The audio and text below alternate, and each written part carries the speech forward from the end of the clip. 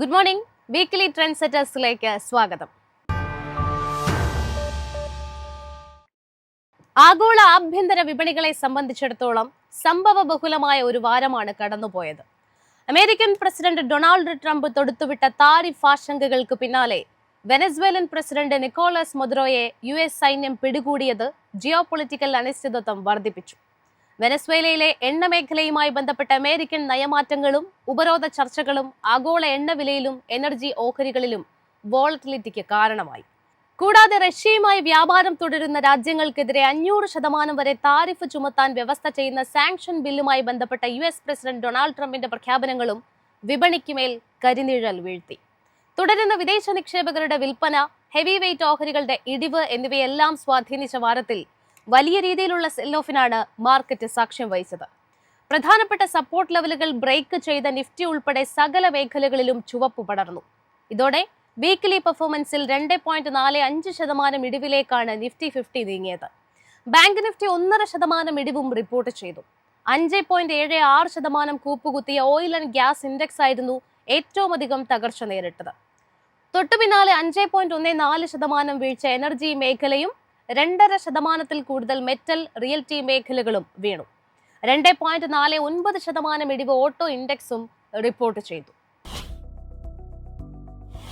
യുഎസിന്റെ Venezuela ആക്രമണം, താരിഫിനെ സംബന്ധിച്ചുള്ള US supreme കോടതി വിധി, ഇടിവ് രേഖപ്പെടുത്തിയ തൊഴിൽ ഡാറ്റകൾ, അങ്ങനെ ഒട്ടനവധി കാര്യങ്ങൾ സ്വാധീനിച്ച ഒരു വാരമാണ് അമേരിക്കൻ വിപണിയെ സംബന്ധിച്ചിടത്തോളം കടന്നുപോയത്. എന്നാലും ഈ പ്രശ്നങ്ങൾക്കിടയിലും US വിപണികൾ വീക്കിലി ബേസിസിൽ നേട്ടമാണ് രേഖപ്പെടുത്തിയത്.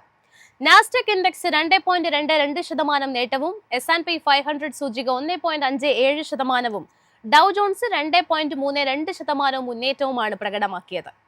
ഈ വാരം US-ൽ നിന്ന് വരുന്ന ആദ്യ സുപ്രധാന ഡാറ്റ ജനുവരി 13 വരുന്ന ADP എംപ്ലോയ്മെന്റ് വീക്കിലി ചേഞ്ച് ആണ്.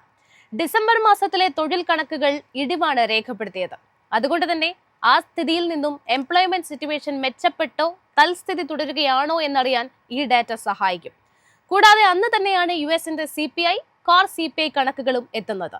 ഇത് US-ൽ നിലനിൽക്കുന്ന ചില്ലറ പണപ്പെരുപ്പം എങ്ങനെയാണ് എന്നറിയാൻ കൃത്യമായി സഹായിക്കും. അന്ന് തന്നെ വരുന്ന ന്യൂ ഹോം സെയിൽസ് കണക്കുകൾ റിയൽറ്റി മേഖലയുടെ ട്രെൻഡ് വിലയിരുത്താൻ സഹായിക്കും. ജനുവരി 14 US-ന്റെ കോർ PPI കണക്കുകൾ വരുന്നത്. US-ൽ നിലനിൽക്കുന്ന പ്രൊഡ്യൂസർ ലെവൽ പണപ്പെരുപ്പം അറിയാൻ ഈ ഡാറ്റകൾ സഹായിക്കും. കൂടാതെ അന്ന് തന്നെ കോർ റീറ്റെയിൽ സെയിൽസും റീറ്റെയിൽ സെയിൽസ് കണക്കുകളും റിപ്പോർട്ട് ചെയ്യും.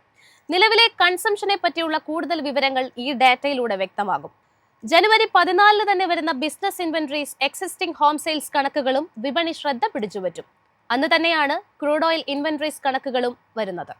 ജനുവരി 15 കണ്ടിന്യൂയിങ് ജോബ്ലെസ് ക്ലെയിംസ് ഡാറ്റയും ഇനീഷ്യൽ ജോബ്ലെസ് ക്ലെയിംസ് ഡാറ്റയും റിലീസ് ചെയ്യുന്നത്. പൊതുവെ വീക്കായി തുടരുന്ന തൊഴിൽ മേഖലയെക്കുറിച്ച് കൂടുതൽ വ്യക്തമായ ചിത്രം ഈ ഡാറ്റകൾ നൽകും. ജനുവരി 16 എത്തുന്ന പ്രധാനപ്പെട്ട ഡാറ്റ ഇൻഡസ്ട്രിയൽ പ്രൊഡക്ഷൻ കണക്കുകളാണ്. രാജ്യത്തിലെ നിർമ്മാണ മേഖലയുടെ പ്രകടനം വിലയിരുത്താൻ നിക്ഷേപകരെ ഈ ഡാറ്റ സഹായിക്കും. യൂറോപ്യൻ വിപണികളിലേക്ക് വരുമ്പോൾ നേട്ടമാണ് പോയ വാരം കാണാൻ സാധിച്ചത്. FTSE 100 സൂചിക വീക്കിലി അടിസ്ഥാനത്തിൽ 1.74% നേട്ടം രേഖപ്പെടുത്തിയപ്പോൾ CAC 40 2.04%, DAX 2.94% നേട്ടവും റിപ്പോർട്ട് ചെയ്തു. യൂറോപ്പിൽ നിന്ന് പുറത്തു വരുന്ന ആദ്യത്തെ സുപ്രധാന ഡാറ്റ വരുന്ന വാരം ജനുവരി 15 എത്തുന്ന ബ്രിട്ടന്റെ നവംബർ മാസത്തെ GDP മന്ത് ഓൺ മന്ത് കണക്കുകളാണ്. രാജ്യത്തിന്റെ GDP പ്രകടനത്തിന്റെ ട്രജക്ടറി നിക്ഷേപകർക്ക് കൃത്യമായി ഈ ഡാറ്റയിലൂടെ അറിയാൻ സാധിക്കും. കൂടാതെ അന്ന് തന്നെ വരുന്ന ബ്രിട്ടന്റെ ഇൻഡസ്ട്രിയൽ പ്രൊഡക്ഷൻ, മാനുഫാക്ചറിംഗ് പ്രൊഡക്ഷൻ ഡാറ്റകളും നിർമ്മാണ മേഖലയുടെ പ്രകടനത്തെ പറ്റിയുള്ള ഇൻസൈറ്റ് നിക്ഷേപകർക്ക് നൽകും. ഫ്രാൻസിന്റെ CPI കണക്കുകൾ രാജ്യത്ത് നിലനിൽക്കുന്ന റീറ്റെയിൽ പണപ്പെരുപ്പത്തിന്റെ ചിത്രവും നിക്ഷേപകർക്ക് നൽകും. പൊതുവെ സ്ലോ ഡൗൺ നേരിടുന്ന എക്കണോമിയെ സംബന്ധിച്ചിടത്തോളം ഈ കണക്കുകൾ സുപ്രധാനമാണ്. ജനുവരി 16 ജർമ്മനിയുടെ CPI കണക്കുകൾ എത്തുന്നത്. ജർമ്മൻ ഇക്കണോമിയുടെ കൺസ്യൂമർ ലെവൽ ഇൻഫ്ലേഷന്റെ ചിത്രങ്ങൾ മനസ്സിലാക്കാൻ ഈ ഡാറ്റ നിക്ഷേപകർക്ക് വളരെ ഉപകാരപ്രദമാകും. ഏഷ്യൻ വിപണിയിലേക്ക് വരുമ്പോൾ ചൈനയുടെ ട്രേഡ് ബാലൻസ് കണക്കുകളാണ് ആദ്യം വിപണി ശ്രദ്ധ ആകർഷിക്കുക. പിന്നീട് ചൈനയുടെ ഡിസംബർ മാസത്തിലെ ന്യൂ ലോൺസ് കണക്കുകളും പുറത്തുവരും. രാജ്യത്തെ ഇക്കണോമി പ്രകടനത്തെ പറ്റിയുള്ള കൂടുതൽ ഡീറ്റെയിൽസും ഈ ഡാറ്റകൾ നൽകും. ഓയിൽ മാർക്കറ്റിൽ പോയ വാരം നേട്ടമാണ് കാണാൻ സാധിച്ചത്. ബ്രന്റ് ക്രൂഡ് വാരാന്ത്യത്തിൽ 3.33% നേട്ടത്തിൽ ബാരലിന് $62.63 വ്യാപാരം അവസാനിപ്പിച്ചത്. സമാനമായി WTI ക്രൂഡ് പ്രതിവാരാടിസ്ഥാനത്തിൽ 2.51% നേട്ടത്തിൽ ബാരലിന് $58.43 എന്ന നിലയിലും വ്യാപാരം അവസാനിപ്പിച്ചു. വെനസ്വേലയുടെ ഓയിൽ സെക്ടറിൽ $100 ബില്യൺ നിക്ഷേപ സാധ്യതയുണ്ടെന്ന് US പ്രസിഡന്റ് ഡൊണാൾഡ് ട്രംപ് സൂചന നൽകുന്നു. ഇത് ഓവർ സപ്ലൈ കൺസേൺസ് വീണ്ടും ഉണ്ടാക്കുന്നുണ്ട്. ടെക്നിക്കലി നിയർ ടേം മൊമെന്റം മെച്ചപ്പെടുന്നുവെങ്കിലും ഓയിലിന്റെ ലോങ് ടേം ട്രെൻഡ് ദുർബലമാവുകയാണ്. ടെക്നിക്കൽ സൈഡിൽ ബ്രെന്റ് ക്രൂഡിന്റെ ആദ്യ സപ്പോർട്ട് വരുന്നത് $59.74 തുടർന്ന് $58.72. അപ്സൈഡിലേക്ക് വരുമ്പോൾ $64.46 ആദ്യ റെസിസ്റ്റൻസ്. ഇത് മറികടക്കാൻ സാധിച്ചാൽ $65.03 റെസിസ്റ്റൻസായി ആക്ട് ചെയ്യും. WTI ക്രൂഡിന്റെ ടെക്നിക്കൽസ് നോക്കുമ്പോൾ ആദ്യ സപ്പോർട്ട് $56.43 തുടർന്ന് $55.54 ലെവലിലുമാണ്. മറുവശത്ത് $58.38 ആദ്യ റെസിസ്റ്റൻസ് പ്രതീക്ഷിക്കാം. ഈ ലെവൽ മറികടക്കാൻ സാധിച്ചാൽ $59.44 ലെവലും അടുത്ത റെസിസ്റ്റൻസ് മേഖലയായി പരിഗണിക്കാവുന്നതാണ്. സ്വർണ്ണവില പ്രതിവാരാടിസ്ഥാനത്തിൽ 4.1% നേട്ടത്തിൽ ട്രോയ് ഔൺസിന് $4509.01 എന്ന നിലയിലാണ് വ്യാപാരം അവസാനിപ്പിച്ചത്. കരുത്താർജിക്കുന്ന ഡോളറും US ട്രഷറി ഈൽഡുകൾ ഉയരുന്നത് തുടരുമ്പോഴും ജിയോ പൊളിറ്റിക്കൽ ടെൻഷൻസ് നിലനിൽക്കുന്നതിനാൽ സ്വർണത്തിലേക്കുള്ള നിക്ഷേപം തുടരുക തന്നെയാണ്. ടെക്നിക്കൽ സൈഡിൽ ഗോൾഡിന്റെ ആദ്യ സപ്പോർട്ട് $4260.7 തുടർന്ന് $4159.85 അപ്സൈഡിലേക്ക് വരുന്ന സമയത്ത് $4509.8 ആദ്യ റെസിസ്റ്റൻസ് പ്രതീക്ഷിക്കാം.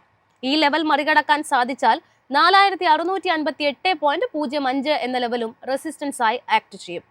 USD/INR വാരാന്ത്യത്തിൽ 0.26% നേട്ടത്തിൽ 90.21 എന്ന നിലയിലാണ് വ്യാപാരം അവസാനിപ്പിച്ചത്. ടെക്നിക്കൽ സൈഡ് പരിശോധിക്കുമ്പോൾ വരും ആഴ്ചയിൽ രൂപയുടെ ഇമ്മീഡിയറ്റ് സപ്പോർട്ട് ഉള്ളത് $90.28 എന്ന ലെവലിലും തുടർന്ന് $90.55 എന്ന ലെവലിലുമാണ്. അവിടെ നിന്നും $90.85 എന്ന ലെവലും സപ്പോർട്ടായി കണക്കാക്കാം. മറുവശത്ത് $89.71 എന്ന ലെവലിൽ റെസിസ്റ്റൻസ് പ്രതീക്ഷിക്കാം. ഈ ലെവൽ മറികടന്നാൽ $89.41 എന്ന ലെവലും $89.14 എന്ന ലെവലും റെസിസ്റ്റൻസായി ആക്ട് ചെയ്യും.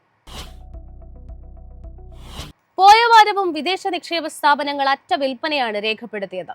FIIകൾ 9,049 കോടി രൂപയുടെ ഓഹരികൾ വിറ്റഴിച്ചപ്പോൾ DIAകൾ 17,339 കോടി രൂപയുടെ നിക്ഷേപവും സമാന കാലയളവിൽ നടത്തി. കഴിഞ്ഞ വാരം വിപണിക്ക് നിർണായകമായത് ജനുവരി 7 എത്തിയ ആനുവൽ GDP ഡാറ്റയായിരുന്നു. മുൻ വർഷത്തെ 6.5% നിന്നും GDP 7.4% ഉയർന്നു. ജനുവരി 6 S&P global services manufacturing and services PMI കണക്കുകൾ റിപ്പോർട്ട് ചെയ്തു. ഡിസംബറിലെ services PMI 58 manufacturing and services PMI 57.8 രേഖപ്പെടുത്തി. വരുന്ന വാരം വിപണിക്ക് നിർണായകമാവുക CPI, WPI കണക്കുകൾ തന്നെയാണ്. ജനുവരി 12 എത്തുന്ന CPI മുൻ മാസത്തിലെ 0.71% നിന്നും 1.5% ഉയരുമെന്നാണ് അനുമാനങ്ങൾ. ജനുവരി 14 WPI ഇൻഫ്ലേഷൻ ഡാറ്റയും റിപ്പോർട്ട് ചെയ്യുന്നുണ്ട്. മുൻ മാസത്തെ -0.32% നിന്നും 0.3% എത്തുമെന്നാണ് റിപ്പോർട്ടുകൾ ഇൻഡിക്കേറ്റ് ചെയ്യുന്നത്. അന്ന് തന്നെ WPI food, fuel, manufacturing inflation കണക്കുകളും പ്രഖ്യാപിക്കും. പതിവ് പോലെ തന്നെ ഫോറക്സ് ഡാറ്റ ജനുവരി 16 റിപ്പോർട്ട് ചെയ്യുന്നുണ്ട്.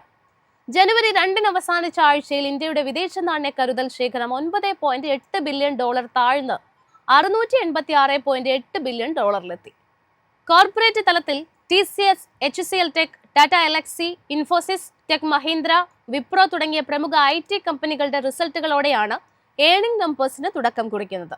HDFC, AMC, ജിയോഫിൻ, HDFC life, Angel one, Reliance industries, federal bank, HDFC bank, JK cement എന്നിവരുടെ റിസൾട്ടുകളും അടുത്ത വാരം ആദ്യം എത്തുന്നുണ്ട്. ഇന്ത്യൻ IT മേഖല ഈ തേർഡ് ക്വാർട്ടറിൽ വലിയ വളർച്ച പ്രതീക്ഷിക്കുന്നില്ല. മൊത്തത്തിൽ വരുമാനവും ലാഭവും മോഡറേറ്റ് ആയ രീതിയിലാണ് ഉയരുമെന്ന് പ്രതീക്ഷിക്കുന്നത്. പ്രധാനമായും അമേരിക്കൻ ക്ലയന്റുകൾ അവരുടെ IT ചെലവ് കുറച്ചിരുന്നതും പുതിയ പ്രൊജക്ടുകൾ ആരംഭിക്കാൻ വൈകുന്നതുമാണ് ഇതിന് പിന്നിലെ കാരണം. കൂടാതെ വർഷാവസാന അവധികൾ കാരണം വർക്കിംഗ് ഡേയ്സ് കുറയുന്നതും ഈ ക്വാർട്ടറിനെ ബാധിക്കും. മാക്രോ തലത്തിൽ നോക്കുമ്പോൾ US, യൂറോപ്പ് വിപണികളിലെ സാമ്പത്തിക അനിശ്ചിതത്വം ഇന്ത്യൻ IT കമ്പനികൾക്ക് വെല്ലുവിളി ഉയർത്തുന്നുണ്ട്. ഡിസ്ക്രിഷണറി സ്പെൻഡിംഗ് കുറയുന്നത് മൂലം വലിയ ഡിജിറ്റൽ ട്രാൻസ്ഫോർമേഷൻ പ്രോജക്റ്റുകൾ പിന്നോട്ട് നീങ്ങുകയാണ്. അതേസമയം AI, ക്ലൗഡ്, ഓട്ടോമേഷൻ മേഖലകളിൽ നിന്നുള്ള ആവശ്യകത പതുക്കെ ഉയരുന്നുണ്ട്. എന്നാൽ അത് ഉടനെ വലിയ വരുമാനമായി മാറുമെന്ന് പ്രതീക്ഷിക്കാനാകില്ല. പ്രധാന കമ്പനികളെ സംബന്ധിച്ചിടത്തോളം TCS, ഇൻഫോസിസ്, HCL ടെക് പോലുള്ള വലിയ IT കമ്പനികൾക്ക് Q3-ൽ ചെറിയ വളർച്ച മാത്രമാണ് ബ്രോക്കറേജുകൾ പ്രതീക്ഷിക്കുന്നത്. TCS-നും ഇൻഫോസിസിനും സ്ഥിരതയുള്ള പ്രകടനം ഉണ്ടാകുമെങ്കിലും മാർജിനുകൾക്ക് സമ്മർദ്ദം അനുഭവപ്പെടാൻ സാധ്യതയുണ്ട്. HCL ടെക്കിനെ സംബന്ധിച്ചിടത്തോളം ഡിജിറ്റൽ AI പ്രൊജക്ടുകളുടെ ശക്തിയാൽ മറ്റു വലിയ കമ്പനികളെക്കാൾ അല്പം ഭേദപ്പെട്ട പ്രകടനം കാഴ്ചവെക്കാനും സാധ്യതയുണ്ട്. വിപ്രോയുടെ പെർഫോമൻസിൽ സ്ലോ ഗ്രോത്ത് ആണ് പ്രതീക്ഷിക്കുന്നത്. ടെക് മഹീന്ദ്രയ്ക്ക് ടെലികോം മേഖലയിലെ ദുർബലത കാരണം വളർച്ച കുറവുമായിരിക്കും. മിഡ് ക്യാപ് IT കമ്പനികളായ കൊഫോജ്, പെർസിസ്റ്റന്റ്, LTI മൈൻട്രി, എംഫസിസ് തുടങ്ങിയവർക്ക് ലാർജ് ക്യാപ് കമ്പനികളെക്കാൾ മെച്ചപ്പെട്ട വളർച്ച കാണാനാകുമെന്നാണ് ബ്രോക്കറേജുകളുടെ പ്രതീക്ഷ. ഡീൽ പൈപ്പ് ലൈനും നീഷ് ഡിജിറ്റൽ കേപ്പബിലിറ്റീസും ഉള്ളതിനാൽ വിപണിയിലെ മോഡറേറ്റ് ആയിട്ടുള്ള പെർഫോമൻസിലും താരതമ്യേന ഈ കമ്പനികൾക്ക് മികച്ച പ്രകടനം കാഴ്ചവെക്കാൻ സാധിക്കും. 2026 സാമ്പത്തിക വർഷത്തെ മൂന്നാം പാദത്തിൽ ഇന്ത്യൻ ബാങ്കിംഗ് മേഖല സ്ഥിരതയുള്ള പ്രകടനം കാഴ്ചവെക്കുമെന്നാണ് പ്രതീക്ഷിക്കുന്നത്. റീറ്റെയിൽ, MSME വായ്പകളിലെ മികച്ച ഡിമാൻഡ് കാരണം ലോൺ ഗ്രോത്ത് തുടരും. എന്നാൽ കോർപ്പറേറ്റ് ലോണിൽ വളർച്ച മിതമായിരിക്കും. ഇതുവഴി ബാങ്കുകളുടെ വരുമാനം സ്ഥിരതയോടെ ഉയരാൻ സാധ്യതയുണ്ട്. ICICI ബാങ്ക് ശക്തമായ പ്രകടനം കാഴ്ചവെക്കുമെന്നാണ് ബ്രോക്കറേജുകൾ എക്സ്പെക്ട് ചെയ്യുന്നത്. HDFC ബാങ്കിൽ ഡെപ്പോസിറ്റ് കോസ്റ്റ് സമ്മർദ്ദം ഉണ്ടാകുമെങ്കിലും ഓവറോൾ പെർഫോമൻസ് സ്റ്റേബിൾ ആയിരിക്കാനാണ് സാധ്യത. IPO മാർക്കറ്റിലേക്ക് വന്നാൽ കോൾ ഇന്ത്യയുടെ സബ്സിഡറി കമ്പനിയായ ഭാരത് കോക്കിംഗ് കോൾ ആണ് അടുത്തയാഴ്ച ജനുവരി 16-ന് ലിസ്റ്റ് ചെയ്യുന്നത്. 1972-ൽ സ്ഥാപിതമായ company coking coal, non coking coal and washed coal എന്നിവയുടെ ഉൽപാദനത്തിലാണ് ശ്രദ്ധ കേന്ദ്രീകരിച്ചിരിക്കുന്നത്. 21 രൂപ മുതൽ 23 രൂപ വരെയാണ് പ്രൈസ് ബാൻഡ് നിശ്ചയിച്ചിരിക്കുന്നത്. ജനുവരി 9-ന് ഓപ്പണായ IPOയ്ക്ക് ആദ്യ ദിനത്തിൽ തന്നെ മികച്ച പ്രതികരണമാണ് ലഭിച്ചത്. സബ്സ്ക്രിപ്ഷൻ അവസാനിക്കുന്നത് ജനുവരി 13-നും ഈ ഇഷ്യൂയിലൂടെ 250.8 കോടി രൂപയുമാണ് കമ്പനി സമാഹരിക്കാൻ ലക്ഷ്യമിടുന്നത്. വരുന്ന വാരം അമാഗി മീഡിയ ലാബ്സും സബ്സ്ക്രിപ്ഷൻ ആരംഭിക്കും. 2008-ൽ സ്ഥാപിതമായ company cloud based broadcast and connected TV മേഖലയിലാണ് പ്രവർത്തിച്ചു വരുന്നത്. 343 രൂപ മുതൽ 361 രൂപ വരെയാണ് പ്രൈസ് ബാൻഡ് നിശ്ചയിച്ചിരിക്കുന്നത്. ജനുവരി 13-ന് ഓപ്പൺ ആകുന്ന സബ്സ്ക്രിപ്ഷൻ അവസാനിക്കുന്നത് 16-ാം തീയതിയാണ്. 1788.62 കോടി രൂപയാണ് ഇഷ്യൂവിലൂടെ കമ്പനി സമാഹരിക്കാൻ ലക്ഷ്യമിടുന്നത്. ജനുവരി 21-നാകും ഓഹരികൾ ലിസ്റ്റ് ചെയ്യപ്പെടുക. Nifty 50 all time high report ചെയ്തതിനു ശേഷം ബയേഴ്സുകൾ വെയിറ്റ് ചെയ്തിരുന്ന മൊമെന്റമാണ് കഴിഞ്ഞ ആഴ്ച മാർക്കറ്റിലുണ്ടായത്. വീക്ക്ലി ബേസിസിൽ ഇൻഡെക്സ് ഹൈയിൽ നിന്നും 600 പോയിന്റിലധികം ഇടിവ് റിപ്പോർട്ട് ചെയ്തു. ഡെയിലി ബേസിസിൽ 0.75% നെഗറ്റീവോടെ 193 പോയിന്റുകളുടെ ഇടിവിലാണ് വെള്ളിയാഴ്ച നിഫ്റ്റി 50 ക്ലോസ് ചെയ്തിരിക്കുന്നത്. ട്രംപിന്റെ പുതിയ 500% താരിഫ് ഭീഷണി കാരണം ഹൈ വോള്യൂം ബേസ്ഡ് സെല്ലിംഗ് ആണ് വിപണിയിൽ ഉണ്ടായത്. ഇതുകൂടാതെ ഇൻഡെക്സ് മൂവിംഗ് ആവറേജുകളുടെ താഴെ ക്ലോസ് ചെയ്തതുകൊണ്ട് നിഫ്റ്റി ഒരു ബെയറിഷ് ഫേസിൽ എൻട്രി ചെയ്തു എന്നാണ് വിദഗ്ധർ പറയുന്നത്. മൊമെന്റം ഇൻഡിക്കേറ്ററുകൾ already sell cross over signal നൽകിയെന്നും അവർ കൂട്ടിച്ചേർത്തു. വീക്ക്ലി ചാർട്ടിൽ ഒരു ലോങ് ബെയറിഷ് ക്യാൻഡിൽ ഫോം ചെയ്തതുകൊണ്ട് ഷാർപ്പ് റിവേഴ്സലിന്റെ സിഗ്നൽ ആണെന്നാണ് HDFC സെക്യൂരിറ്റീസിലെ സീനിയർ അനലിസ്റ്റായ നാഗരാജ് ഷെട്ടി പറയുന്നത്. ഇതൊരു നല്ല സൂചനയല്ലെന്നും വരും ദിവസങ്ങളിൽ വീക്ക്നെസ് വർദ്ധിക്കാനുള്ള ചാൻസസ് ഉണ്ടെന്നും അദ്ദേഹം പറഞ്ഞു വെക്കുന്നു.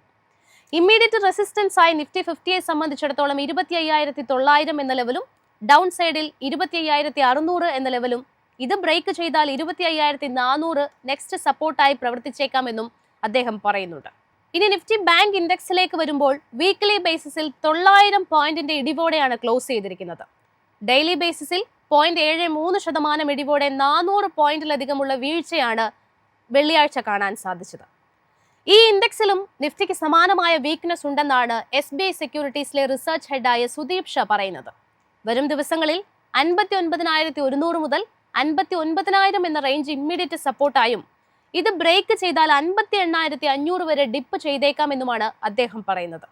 മറിച്ച് 59,500 മുതൽ 59,600 എന്ന റേഞ്ച് ഇമ്മീഡിയറ്റ് റെസിസ്റ്റൻസ് ആയി കൺസിഡർ ചെയ്യാമെന്നും അദ്ദേഹം കൂട്ടിച്ചേർത്തു. വരുന്ന വാരത്തിൽ ഇൻഫ്ലേഷൻ കണക്കുകൾക്ക് പുറമെ കോർപ്പറേറ്റ് കമ്പനികളുടെ ഏർണിംഗ് നമ്പേഴ്സിനാണ് പ്രധാനം. ഇതിലൊക്കെ ഉപരിയായി ട്രംപിന്റെ താരിഫിന്മേലുള്ള US സുപ്രീം കോടതിയുടെ നിർണായക വിധി എത്തരത്തിലാകും എന്നതും വിപണിക്ക് ഏറ്റവും നിർണായകമാണ്. വിധി എതിരായാലും കലിയടങ്ങാത്ത ട്രംപ് താരിഫിൽ പല നടപടികളും കൈക്കൊണ്ടേക്കാം. അതോടൊപ്പം തന്നെ കോർപ്പറേറ്റ് കമ്പനികളുടെ പ്രത്യേകിച്ച് IT മേഖലയിൽ മോഡറേറ്റ് റിസൾട്ടുകളാണ് എക്സ്പെക്ട് ചെയ്യുന്നത്. ഇതും വിപണിയുടെ മുന്നോട്ടുള്ള പ്രകടനത്തിൽ കൃത്യമായിട്ടുള്ള സ്വാധീനം ചെലുത്തും. പ്രധാന സപ്പോർട്ട് ലെവലുകൾ ബ്രേക്ക് ചെയ്ത നിഫ്റ്റിയെ സംബന്ധിച്ചിടത്തോളം 25,600 എന്ന ലെവൽ നിലനിർത്തേണ്ടതും അനിവാര്യമാണ്. ഈ ലെവലും കൈവിട്ടാൽ കൂടുതൽ ഇടിവിലേക്ക് നീങ്ങാനുള്ള സാധ്യതയാണ് വിദഗ്ധർ പങ്കുവയ്ക്കുന്നത്. മാർക്കറ്റിന്റെ കൂടുതൽ അപ്ഡേറ്റ്സും എക്സ്പേർട്ട് ഒപ്പീനിയനും ഒക്കെയായിട്ട് ഇനി തിങ്കളാഴ്ച രാവിലെ 8:30 മാർക്കറ്റ് പ്ലസിൽ കാണാം. നന്ദി, നമസ്കാരം.